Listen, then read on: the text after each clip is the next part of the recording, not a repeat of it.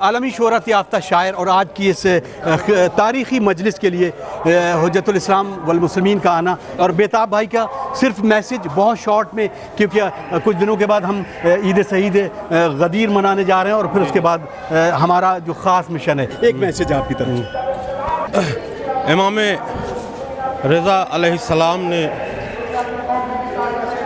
عزاداری کے لیے بہت ہی کام کیا۔ یہ جو عشرہ مجالس ہے وہ امام رضا علیہ السلام کی ہی ایجاد کردہ ہے۔ تو لوگوں نے سوال کیا کہ مولا آپ عزاداری کے لیے بڑی محنت کرتے ہیں، تو امام رضا علیہ السلام نے کہا کہ میں نہیں چاہتا کہ لوگ غدیر کی طرح کربلا کو بھی بھول جائیں۔ تو اس بات کو ہمیں دھیان میں رکھنا چاہیے کہ غدیر کے خلاف ہمیشہ سازشیں ہوتی رہیں کہ غدیر کو بھلا دیا جائے۔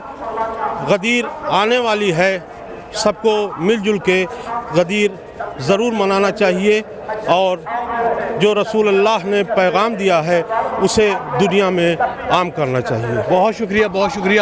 تو ناظرین، آپ نے سماعت فرمایا بیتاب ہلوری صاحب جو اس وقت آئے، بہت خیر مقدم بھی ہے آپ کا، اور آج اس سے تاریخی امام بارگاہ سے، امام باڑے سے، اور جو خطاب ہوگا وہ بھی امت مسلمہ کو یکجہتی کے لیے ضرور کام کرے گی۔ بہت شکریہ۔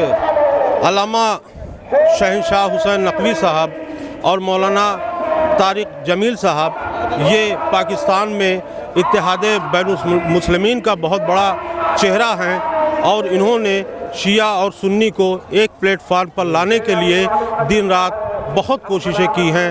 مجھے اس بات کی خوشی ہے کہ علامہ شہنشاہ حسین نقوی صاحب لکھنؤ میں تشریف لائے۔ ہم سب ہندوستانی ان کا خیر مقدم کرتے ہیں، تمام مسلمانوں کی جانب سے، تمام ہندوستان کی جانب سے ان کا خیر مقدم کرتے ہیں۔ جزاک اللہ۔